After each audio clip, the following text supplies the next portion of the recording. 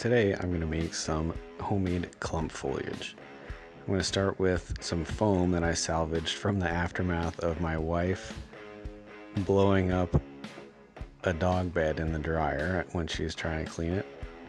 It came apart and all the foam came out of it and wasn't salvageable for the bed, so I realized I could use it to make some clump foliage.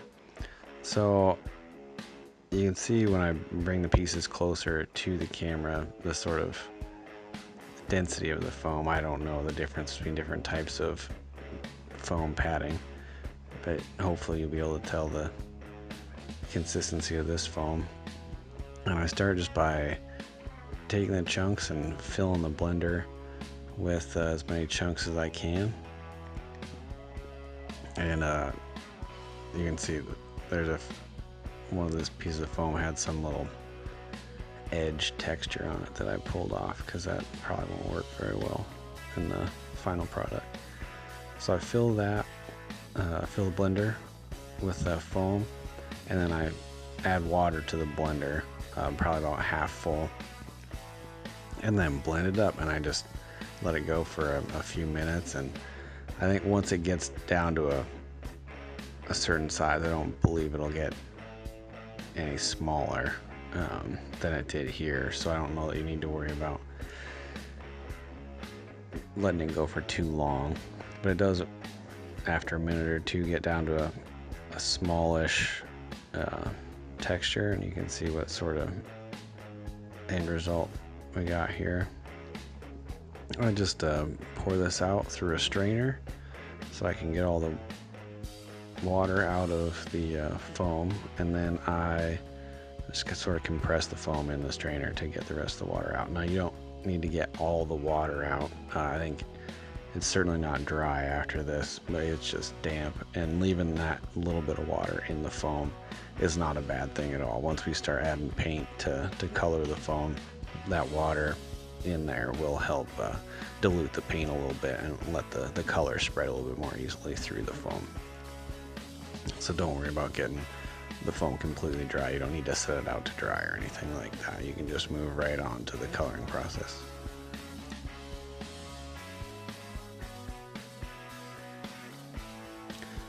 Then what I do is just get some cheap acrylic paint from Walmart. I just got a shade of green that I felt looked decent. Added a good amount of paint to a glass bowl, and you can use any sort of container you want, really. I'm using glass because I know that the acrylic paint will wash out of it really easily. If you're worried about ruining anything, you could use a cheap piece of Tupperware or a bucket or something like that, but this paint will definitely wash right off the glass. So if that's what you want to use, you don't need to worry about ruining anything.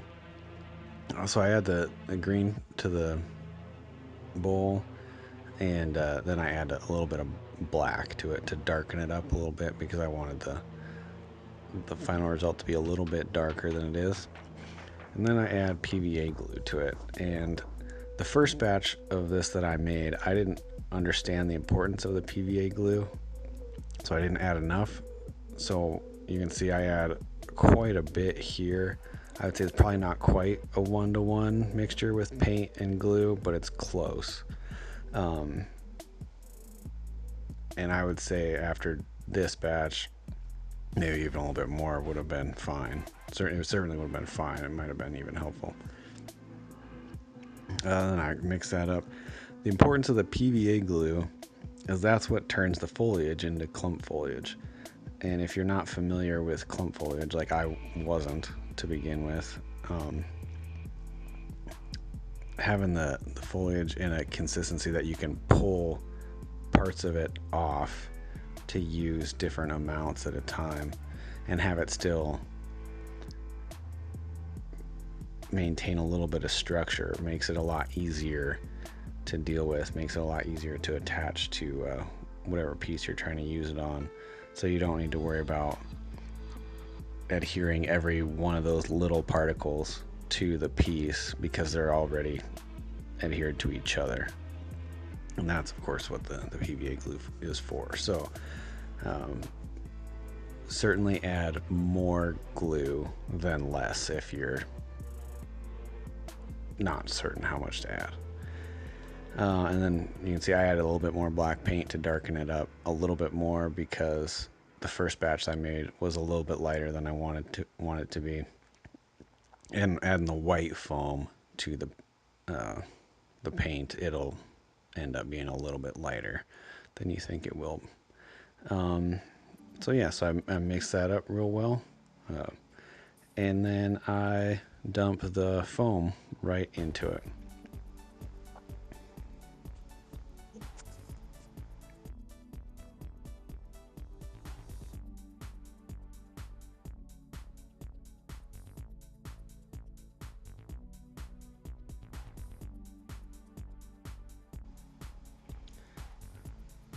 You can just use your hand to mix the foam around, or you could wear a rubber glove or use a spoon or anything that you want, but I just go ahead and use my hand because, again, the acrylic paint will wash right off anything that it gets onto, even after it dries. You might have to let it soak for a minute, but it's really a cinch to wash off whatever it's on. So yeah, I use my hand to mix the foam all around really well, make sure the color is consistent throughout the entire thing. And that takes a minute or two. And then you can see I decided on here is I wanted it to be, again, even darker than it was. So I add a little bit more black paint directly onto the foam.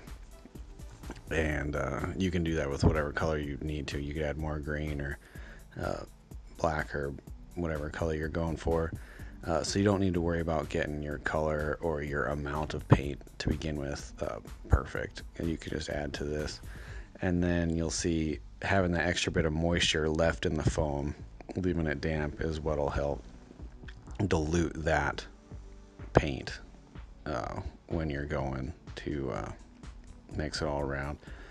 So once I add that black paint, I just start squeezing the water out of the foam so that it can dilute the paint and then mix a little bit more evenly throughout the entire batch. And then after another minute or two, it gets evened out and it looks great. And then once you get the foam colored, get the paint all mixed consistently throughout everything, what I did next was got a baking sheet. I covered it in saran wrap or plastic wrap and then put a layer of wax paper over that. I wasn't certain the paint wouldn't soak through the wax paper. I didn't want to get any on the baking sheet, but again, it will wash right off. I just didn't want it to deal with that. So I dumped the foam onto that after I got it covered, and then just sort of spread it out into a nice thin-ish layer. I would say it was probably 1/4 to a 1/2 inch thick, the layer that I spread it out into. And then you just make sure that all the pieces are touching another piece. You don't want any loose little bits off by themselves, because you are trying to get this to dry together, and the PVA glue will make it all stick together, which is what you want.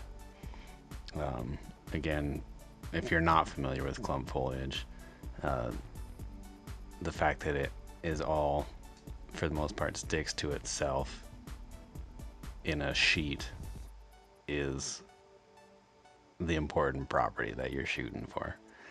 And of course, if you are familiar with it, hopefully you're seeing that it's really easy, and it's really simple to make your own, especially if you accidentally come across some foam, because that's probably the only part that you might need to go out and find otherwise. So once you get it spread to a thickness that you're satisfied with, it's just a matter of letting it dry. PVA glue, if most people are familiar with, will take at least 12, if not 24 hours to dry completely. I set this out, and I actually was out of town for a few days, so after a few days it was completely dry.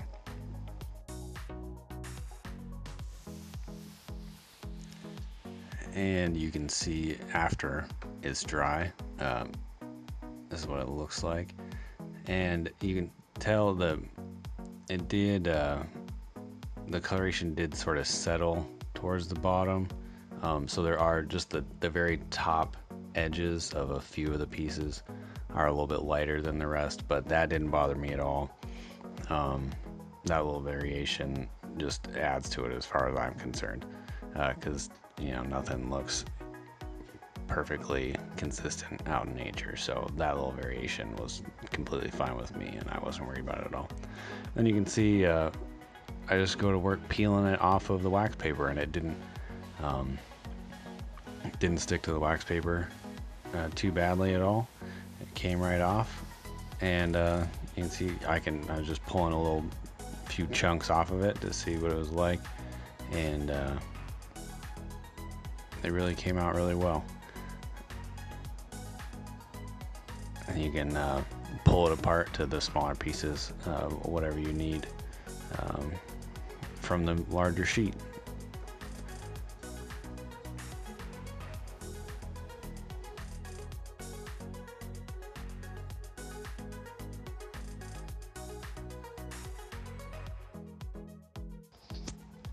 And then here's just an example of what I am using the clump foliage for the trees that I've been working on.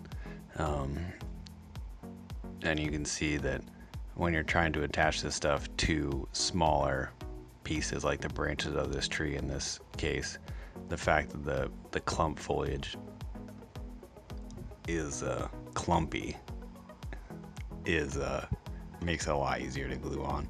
Again, the first batch that I made, I did not add enough glue to the paint mixture, and it was a lot more challenging to deal with.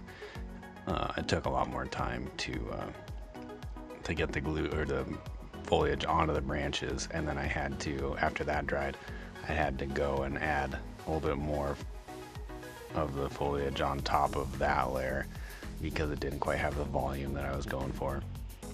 But this worked great, and just tearing off the chunks that I needed and gluing them onto the branches worked great, and it was just a one and done type situation.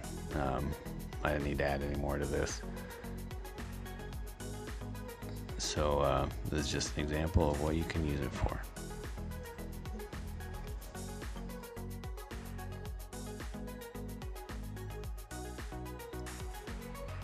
And then here's an example of what that tree looks like after it was all the foliage is applied to all the branches. I think it looks pretty good. It's not done. I am going to add one more step with a different type of flocking to make the foliage look a little bit finer. This clump foliage was just the base layer, but I think by all means it looks fine as it is, especially for the tabletop if that's what you're going for. So these are just 5 trees that I've been working on, and this was that lighter color foliage is from the first batch.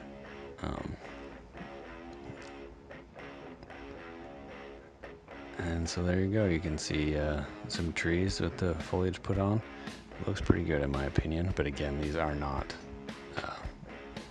in their finished stage as far as I'll be doing.